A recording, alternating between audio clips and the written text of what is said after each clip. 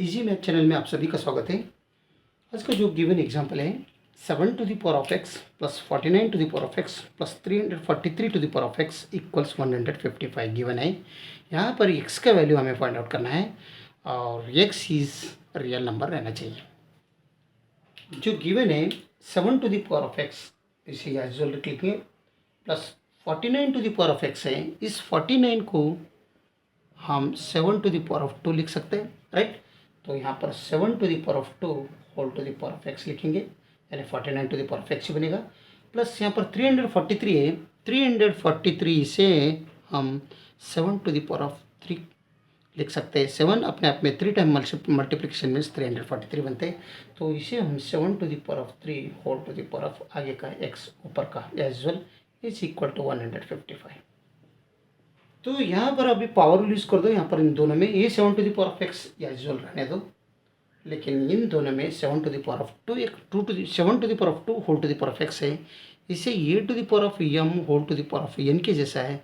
हम इसे A to the power of N whole to the power of M लिखेंगे, तब ये बनते हैं 7 to the power of X square बनते हैं, और आगे का ये बनते हैं 7 to the power of x cube बनते हैं, राइट, इक्वल्स 155 एज यूजुअल।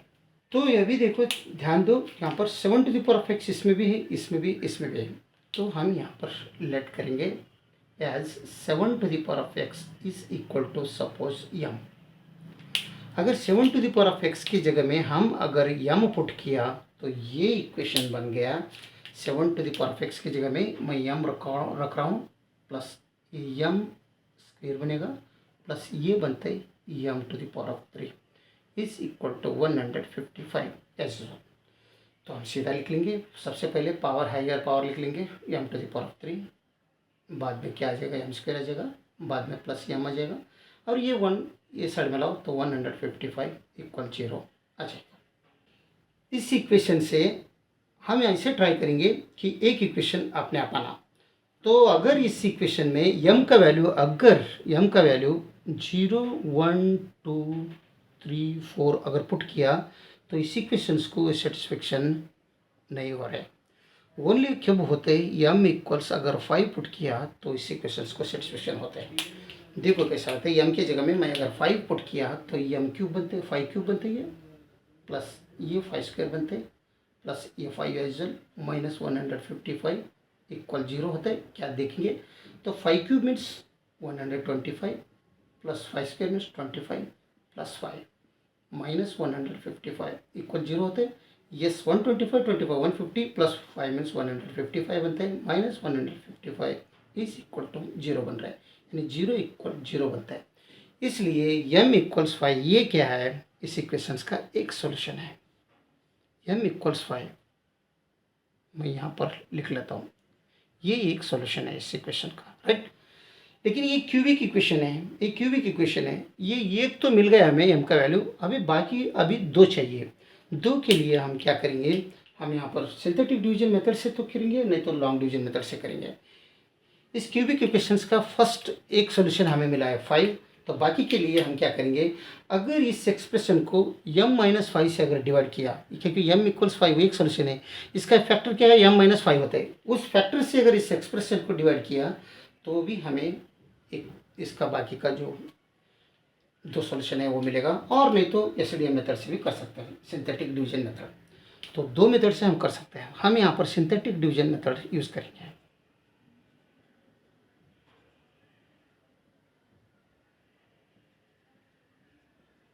तो सबसे पहले 2 लाइन मार दो,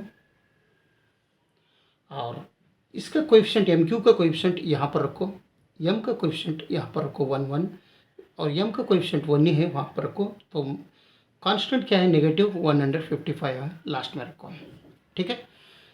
तो बाहर क्या रखो, m इक्वल्स 5 है तो ये 5 बाहर रख दो। अभी क्या कर दो, जो ये 1 है ये 1 के नीचे क्या कर दो 0 रख दो, और दोनों का समेशन कर दो। 1 प्लस 0 मीन्स 1 होता है, राइट। अभी ये 5 को 1 से मल्टीप्लिकेशन कर दो, 5 इंटू 1 5 होता है, ये 5 इसके नीचे रख दो, यहाँ पर तो 0 रखा, इधर 5 रख दो, इन दोनों का मल्टीप्लिकेशन 5, तो इन दोनों का अगर समेशन किया 1 प्लस 5 मीन्स 6 बनते हैं, राइट। तो अभी ये 5 से इस 6 को मल्टीप्लिकेशन कर दो, तो 5 6 जार 30 बनता है, 30 इसके नीचे रख दो, तो इन दोनों का समीशन कर दो, 31 बनता है। ठीक है, तो 5 से और क्या भर दो और एक बार 31 को मल्टीप्लिकेशन कर दो, तो ये बनते 155, ठीक है, पॉजिटिव। तो -150 दोनों का ऐड कर दो तो यहाँ पर 0 आ जाएगा। ठीक है, ये -155 पॉजिटिव 155 0 हो जाएगा, यानी यहाँ पर हमें रिमाइंडर क्या मिल रहा है, 0 मिल रहा है। तो इसका मतलब ये कांस्टेंट हो गया, ये 6 क्या हो गया, यम हो गया, और ये 1 क्या हो गया, यम स्क्वायर हो गया।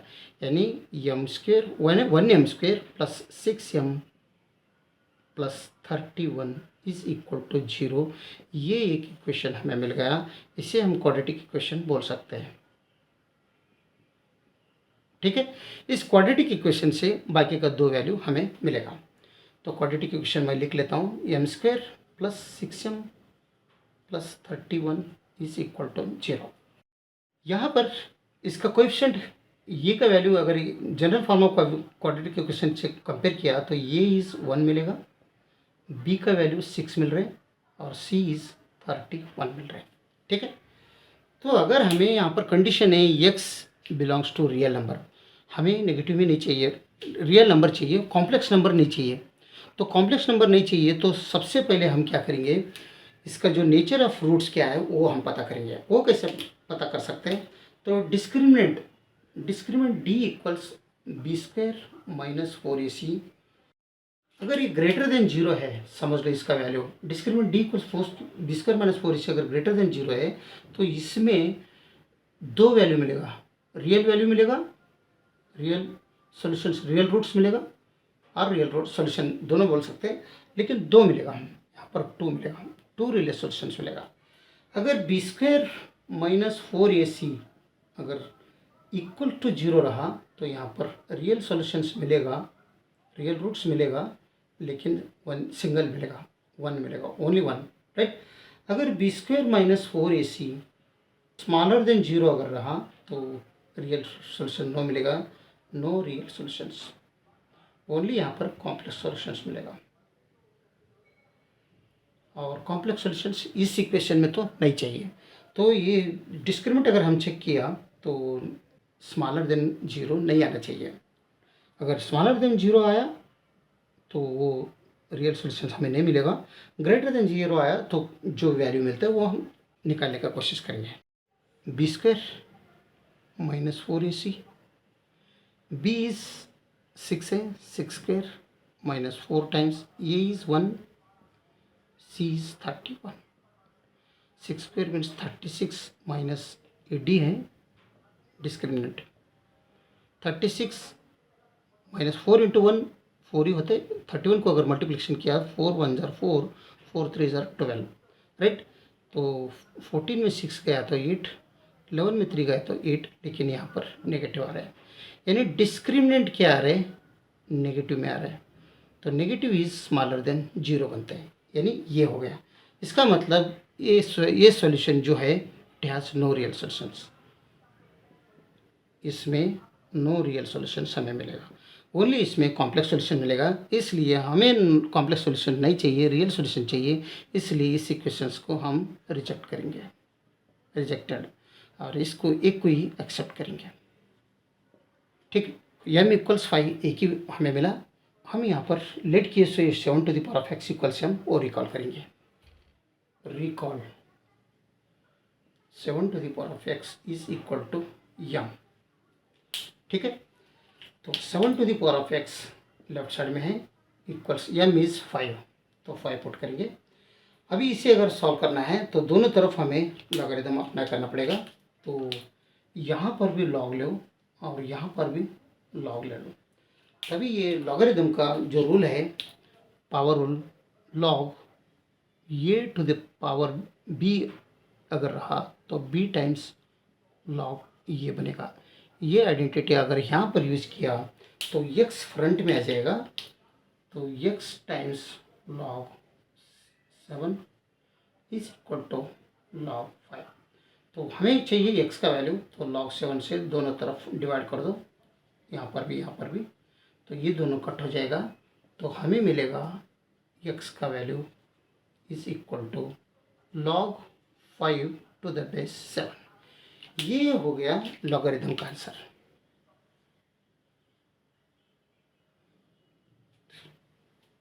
और अगर हमें डेसिमल में चाहिए तो इसको डिवाइड कर दो, तो x इक्वल्स log 5